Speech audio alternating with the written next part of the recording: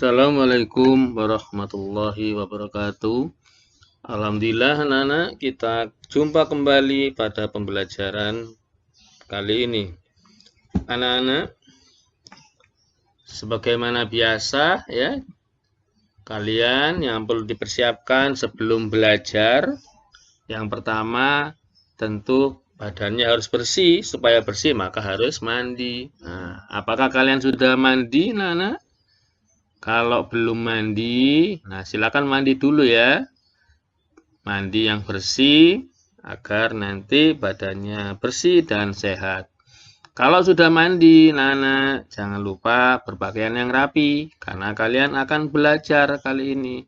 Meskipun di rumah, tapi kalian tetap belajar dan tentu tetap semangat belajarnya ya. Dan anak-anak, nah ini yang juga tidak kalah pentingnya. Sudah mandi bersih, badannya wangi dan sehat, berpakaian rapi. Nah, yang terakhir supaya lebih lengkap lagi persiapan belajarnya. Nah, kalau belum makan, makan dulu ya. Atau kalau belum sarapan, silakan sarapan dulu ya. Makan makanan yang bergizi tentunya. Ya. Baik, anak-anak. Sebelum kita belajar, mari kita berdoa terlebih dahulu agar pembelajaran kita nanti menjadi pembelajaran yang bermakna. Ya, mari kita mulai berdoa. Bismillahirrahmanirrahim. Raditu billahi robba wa bil islami dina wa bi muhammadin nabiyya wa rasulah. Rabbi zidni ilma warzuqni fahma. Alhamdulillah kita sudah berdoa, mudah-mudahan dengan berdoa tadi sebagai awal pembelajaran semakin menambah semangat kalian dalam belajar dan semakin lancar pembelajaran kalian pada pagi hari ini. Mari anak-anak kita mulai pembelajarannya. Pembelajaran kita kali ini anak-anak masuk ke pembelajaran 5 dari pembelajaran tema 3, subtema 3, pembelajaran 5. Mari anak perhatikan pembelajaran ini. Kita lihat ini ada gambar ya. Ini gambar kapur barus ya. Kapur barus yang biasa diletakkan di tempat tidur atau di tempat-tempat yang lain di mana kapur barus itu digunakan untuk pewangian dan juga digunakan untuk menghilangkan bau yang tidak sedap ya. Nah, ini ada bacaan anak-anak, ada kalimat rimpang ya. Kalimat rimpang itu kalimat yang tidak urut ya.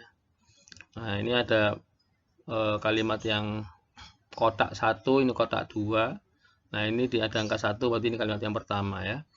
Mari kita baca dulu sebelum nanti kita susun menjadi sebuah kalimat yang benar. Baik, kita baca pada kotak urutan pertama ya. Kapur barus digunakan untuk menghilangkan bau yang tidak sedap. Biasanya diletakkan di lemari, di sela-sela pakaian atau di kamar mandi. Berikutnya kalimat pada kotak kedua. Pernahkah kamu melihat atau menggunakan kapur barus? Kapur barus dapat dijumpai sehari-hari. Bentuknya bulat dan beraneka warna. Apakah kegunaan kapur barus? Berikutnya kotak ketiga.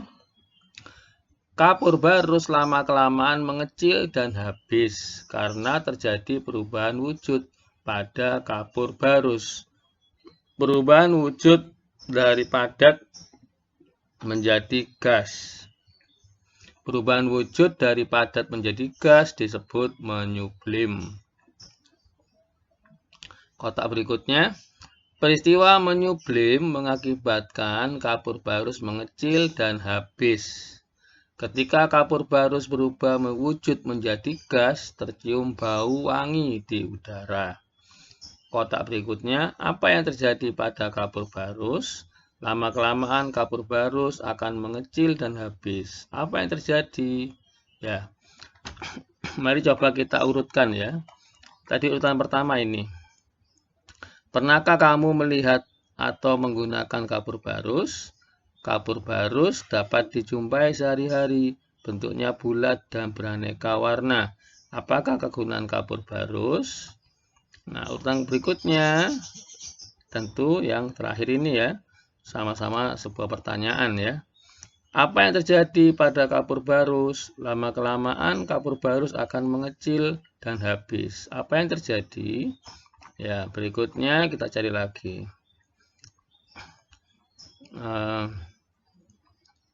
Ini ya. Atau yang ini. Ya, kita lanjutkan berarti kalimat berikutnya ini. Ini kalimat berikutnya urutan ketiga ya. Kapur barus digunakan untuk menghilangkan bau yang tidak sedap. Biasanya diletakkan di lemari di sela-sela pakaian atau di kamar mandi. Nah, berikutnya ini ya, atau ini. Ini ya. Berarti ini ya berikutnya ya. Berarti ini yang pertama satu, terus ini yang kedua juga sebuah pertanyaan. Berikutnya ada penjelasan di sini. Berarti ini yang ketiga. Terus setelah penjelasan ini yang keempat ya. Kapur barus lama-kelamaan mengecil dan habis karena terjadi perubahan wujud pada kapur barus. Perubahan wujud dari padat menjadi gas. Perubahan wujud dari padat menjadi gas disebut menyublim. Berikutnya yang terakhir ini ya. Peristiwa menyublim mengakibatkan kapur barus mengecil dan habis. Ketika kapur barus berubah wujud menjadi gas, tercium bau wangi di udara. Ya, dari kalimat rimpang ini atau paragraf yang tidak urut ini memberikan penjelasan proses ini ya, perubahan wujud dari padat menjadi gas. Nah, contohnya apa? Ini kapur barus ya. Kapur barus yang bisa diletakkan di sela-sela ya, sela-sela lemari atau di sela-sela tempat tidur itu ya, di bawah bantal misalnya ya, atau di bawah kasur. Nah, tidak apa-apa, itu kan untuk menghilangkan bau tidak sedap ya, atau di mana saja yang dikira yang di bau itu apa namanya, tempat yang digunakan untuk agar baunya hilang ya. Nah, kapur barus ini anak mengalami peristiwa namanya menyublim, yaitu nah ini ada penjelasannya. Menyublim itu ini perubahan wujud dari padat menjadi gas. Nah, kamu lihat ya, kapur barus itu lama-kelamaan ya pasti akan mengecil ya, ukurannya mengecil dan setelah itu menghilang ya, karena semakin kecil terus ya, habis ya, sehingga kapur barusnya hilang. Kemana hilangnya kapur barus itu anak-anak ya? Ternyata kapur barus ini mengalami proses yang namanya menyublim ya, namanya menyublim, yaitu apa? Perubahan wujud ya, berwujud dari padat menjadi gas. Nah, menjadi gas sehingga kita tidak bisa melihat ya perubahan wujudnya. Yang kita tahu adalah ternyata kapur barusnya itu hilang atau mengecil ya dari ukuran pertama. Nah, coba bisa kalian amati di rumah ya. Letakkan kapur barus di almari misalnya. Nah, perhatikan setelah 1 minggu ya. Setelah 1 minggu kemudian coba diperhatikan, disimak, dibuka kapur barusnya dilihat ya, misalnya diletakkan di sela-sela almari. Setelah 1 minggu coba dibuka lagi, dilihat lagi ya perubahannya. Nah, pasti nanti akan nampak bahwa kapur barusnya ukurannya semakin mengecil. Nah, lama-kelamaan ya, semakin mengecil lama-kelamaan kapur barus itu menghilang. Itu kenapa? Karena kapur barus ini mengalami perubahan wujud dari padat menjadi gas ya. Perubahan wujud tadi terjadi kenapa ya? Nah, perubahan wujud itu terjadi bisa karena suhu, ya. Seperti mencair itu karena suhunya panas, ya. Nah, air yang dimasukkan ke dalam freezer akan membeku karena suhu dalam freezer itu di bawah 0 derajat. Ketika keluar dari freezer, maka air tadi yang membeku yang sudah jadi es itu diletakkan di luar freezer. Suhu di luar freezer itu suhunya 0 derajat atau bahkan lebih dari 0 derajat. Maka air yang beku tadi akan mencair. Itu kenapa? Karena ada perubahan suhu dari dingin menjadi panas, ya. Sama saja dengan ini. Mengapa benda padat ini berubah menjadi gas? Itu juga karena perubahan suhu, ya. Ketika kapur barus itu dikeluarkan dari tempatnya, dari wadahnya, nah, maka kapur barus itu akan mengalami perubahan suhu di dalam wadah, ya, biasanya di wadah plastik, ya, bungkus plastik yang plastiknya itu keras, biasanya agak keras, kaku begitu. Nah, itu supaya suhu kapur barus tadi itu tidak mengalami perubahan. Kenapa? Karena suhu dalam plastik tadi itu suhunya rendah, ya. Tapi apabila dikeluarkan dari plastik bungkus kapur barusnya tadi, maka kapur barus tadi itu mengalami perubahan suhu yang mana suhunya itu lebih tinggi atau lebih panas, ya. Cuma kita tidak bisa merasakan panasnya suhu tadi itu karena tubuh kita pun juga suhu tubuh manusia itu juga sebenarnya panas, ya. Suhu tubuh manusia itu bisa sampai 30 derajat, ya. Kalau dilihat dengan termometer itu bisa nampak nanti.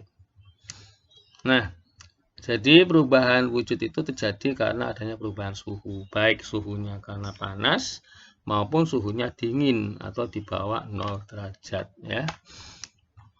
Ya, nah peristiwa menyublim tadi, ya, itu mengakibatkan kapur barus ini mengecil, ya. Jadi peristiwa menyublim ini menyebabkan kapur barus itu mengecil dan habis, ya. Ketika kapur barus ini berubah wujud menjadi gas, maka tercium bau wangi di udara. Nah, kapur barusnya itu mengalami menyublim, berubah wujud jadi gas, maka wanginya kapur barus ini menyatu dengan udara, ya, sehingga udara tercium wangi.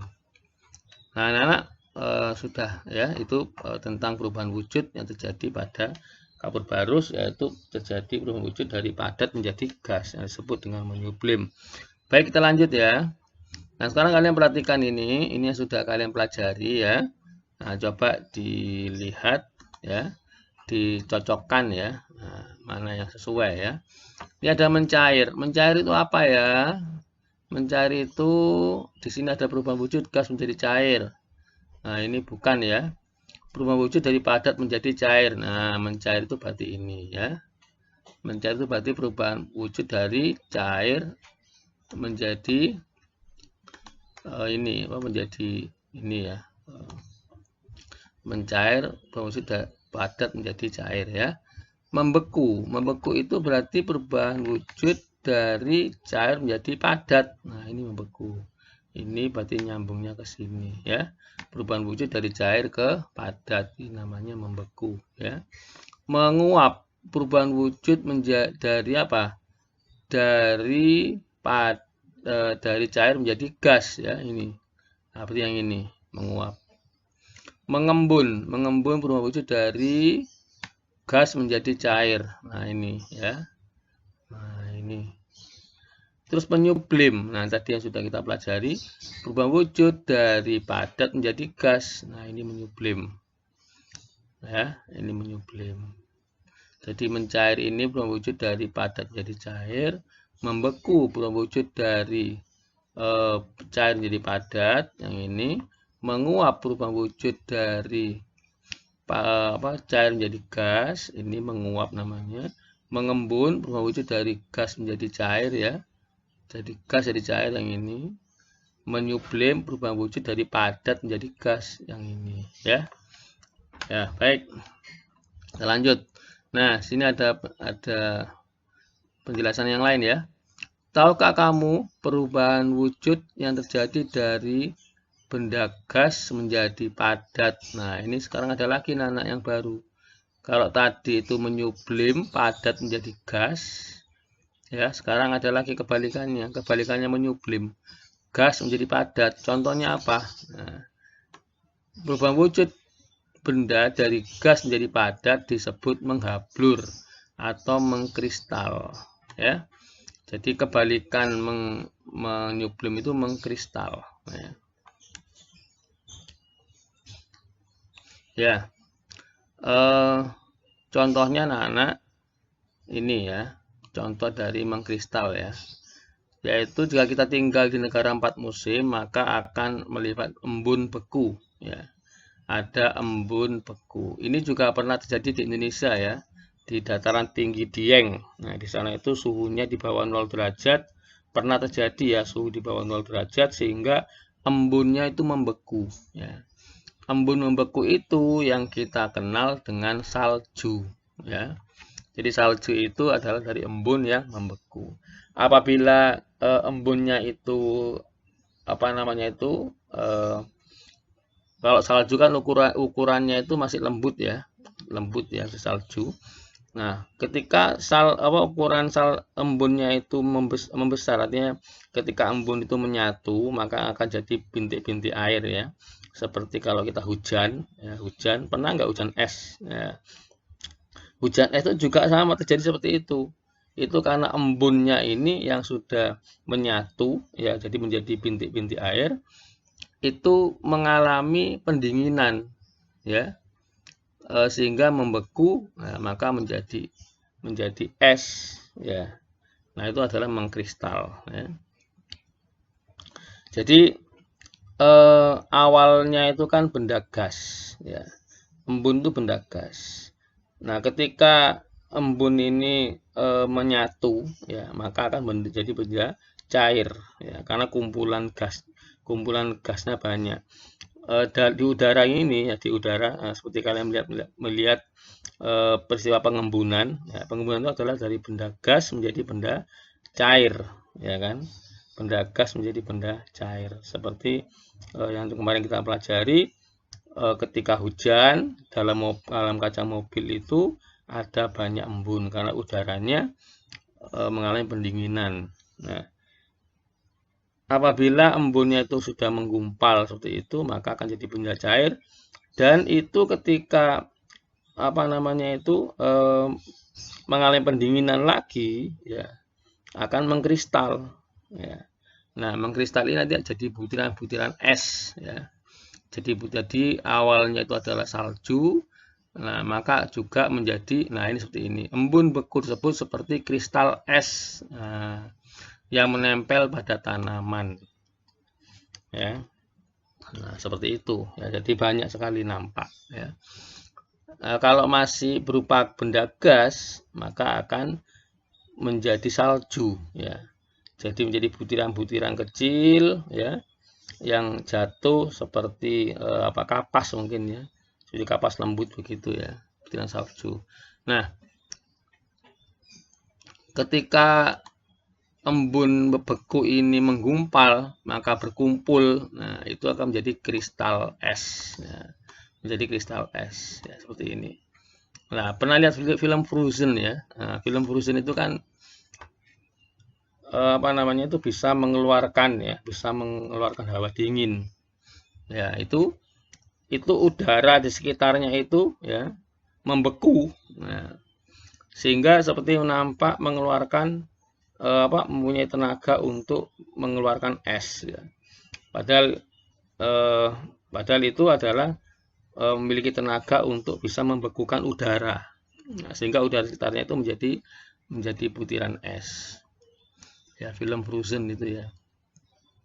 Namanya Frozen. Frozen itu membeku ya, pendinginan, seperti di freezer ya. Nah, hal ini terjadi karena apa? Uap air di udara yang berwujud gas berubah jadi padat. Nah, seperti ini. Ya. Jika uap air ini menggumpal, maka akan jadi kristal es. Ya. Tapi ketika uap air ini masih berupa gas, ya, itu akan berubah jadi butiran-butiran salju. Ya.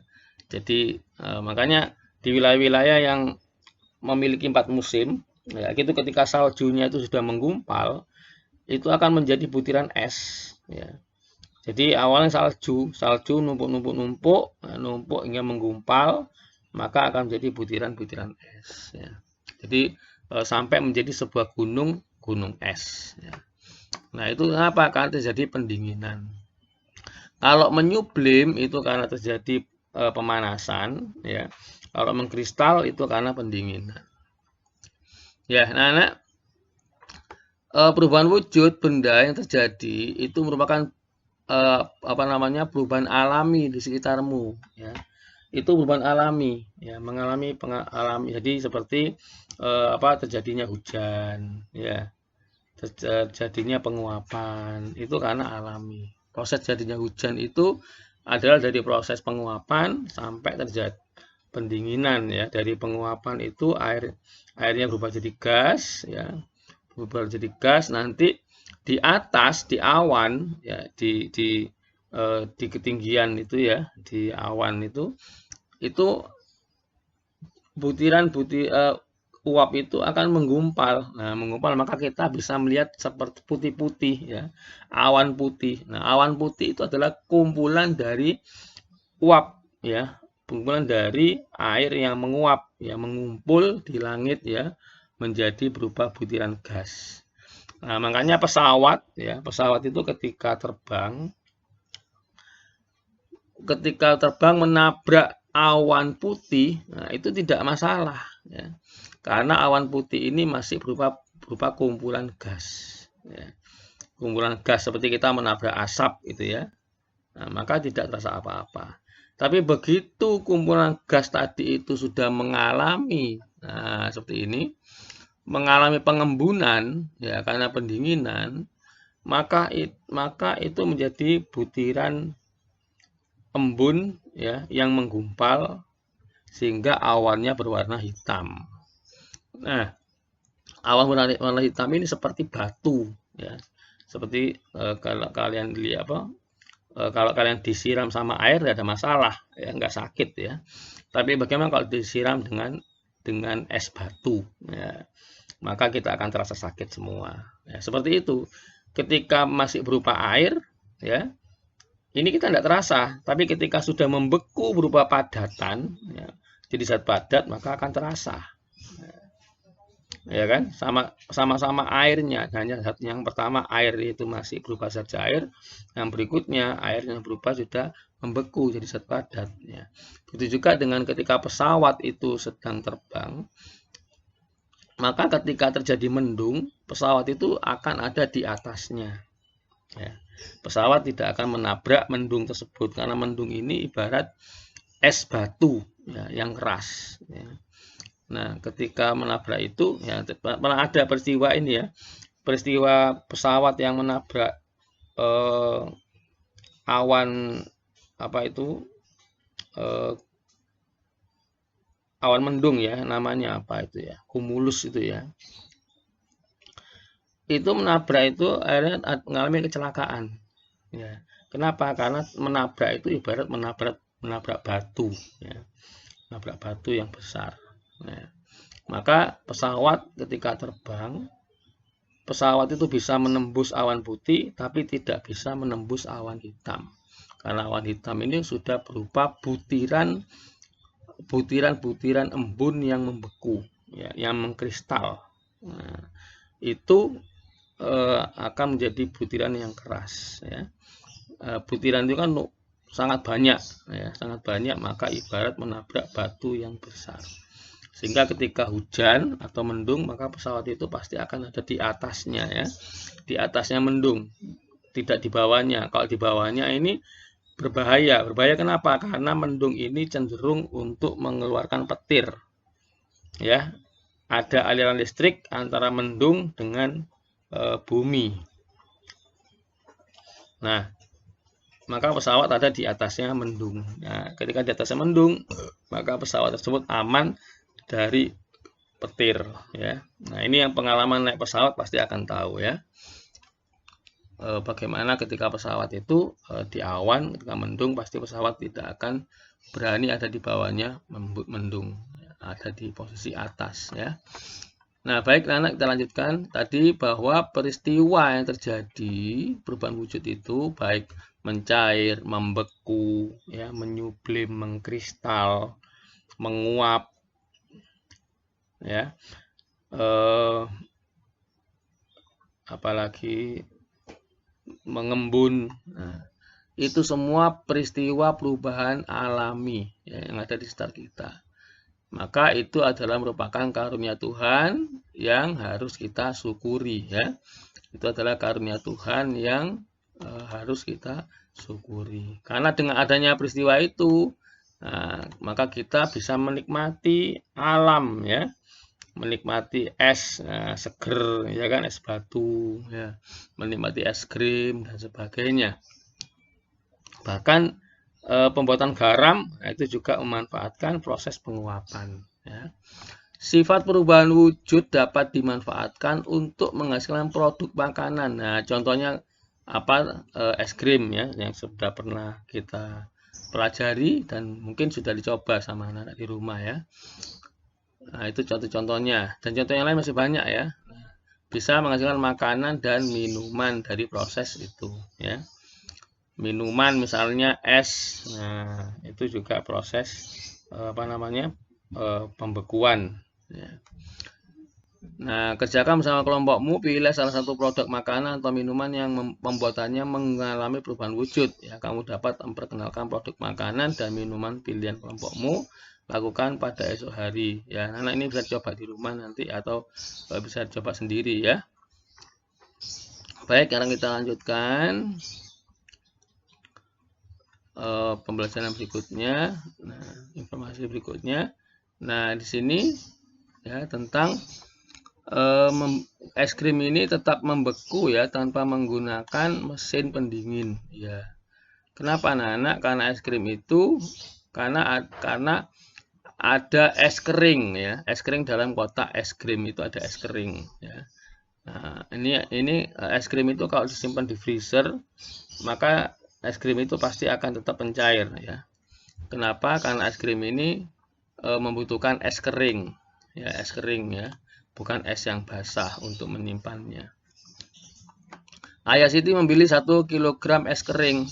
Setelah 3 jam diletakkan di tempat terbuka, lama-kelamaan es krim mengecil dan ada yang menghilang. Mengapa? Ternyata terjadi peristiwa menyublim, ya, pada es krim tersebut. Ya, es krim juga mengalami penyubliman, ya. Karena apa? Karena ada perubahan suhu dari dingin ke panas. Ketika ditimbang es krim yang tersisa 400 gram. Tadi awalnya itu 1 kg, ya. 1 kg ini 400 gram. Nah, coba kalian perhatikan ini ada kilogram, ada gram, ya. Nah, maka untuk menghitung, maka yang kilogram harus diubah menjadi gram, ya. Nanti ini jadi 1000 gram, ya. Karena menyublim berarti es keringnya berkurang. Nah, berarti ini 1000 gram dikurangi 400 gram, begitu, ya. Nah, sekarang kita coba ini ada penjelasannya. Berat es kering mula-mula 1 kg. Sisa berat es kering setelah 3 jam, nah sisanya, ya, sisa setelah 3 jam itu 400 gram. Berarti berkurang, kan? Nah, jumlah es kering yang menyublim, nah berarti berkurang. Kenapa? Karena es keringnya itu mengalami penyubliman. Menyublim seperti kapur barus, ya. Mengapa menyublim? Karena ada perubahan suhu dari dingin berubah menjadi panas. Nah, di sini ada 1 kg, ada 400 gram. Nah, ini perlu diperhatikan, ya. 1 kg anak-anak itu sama dengan 1000 gram. Yang 400 gram tetap, ya, ini sudah sama, kan, sama-sama gramnya. Maka bisa dikurangi 1000 dikurangi 400 menjadi 600, ya. Jadi es kering yang berubah menjadi gas adalah 600 gram. Ya, begitu caranya, ya. Nah, baik, bisa dilanjut. Nah, sekarang ini nanti bisa dipasangkan ini 3230 gram. Nah, ini 3000 ribuan, ya. Ingat gram dengan kilogram itu ribuan. Kalau gram itu ribuan, kilogramnya satuan. Nah, kalau ada 3000 gram berarti ini sama dengan 3 kilogram. Lebihnya berapa ini? 230. Yang mana? Nah, ini 230 gram. Berarti 3 kg ini sama 230 gram. Kalau ini 3 kg sama 23 gram. Yang mana? Nah, ini ya, 3 kg 23 gram. Ya, nanti yang lainnya bisa dicoba sendiri ya. Nah, berikutnya ini ada soal anak-anak, nanti juga bisa dikerjakan ya, soal-soal latihan ini ya. Ya, soal latihan untuk menghitung kilogram ya, selisih antara kilogram dengan gram ya. Selisih berarti dikurangi ya. Nah, baik anak, berikut penjelasannya tentang pembelajaran 5 pada tematika subtematika. Mudah-mudahan pembelajaran ini banyak manfaatnya, membuat kalian semakin pinter, semakin cerdas, semakin banyak wawasan ya, banyak memiliki ilmu, pengetahuan, dan tentu tidak kalah pentingnya kalian semua mudah-mudahan bisa menjadi anak-anak yang soleh dan soleha, berbakti kepada orang tua. Baik anak-anak, baik akhiri pelajaran kita kali ini. Assalamualaikum warahmatullahi wabarakatuh.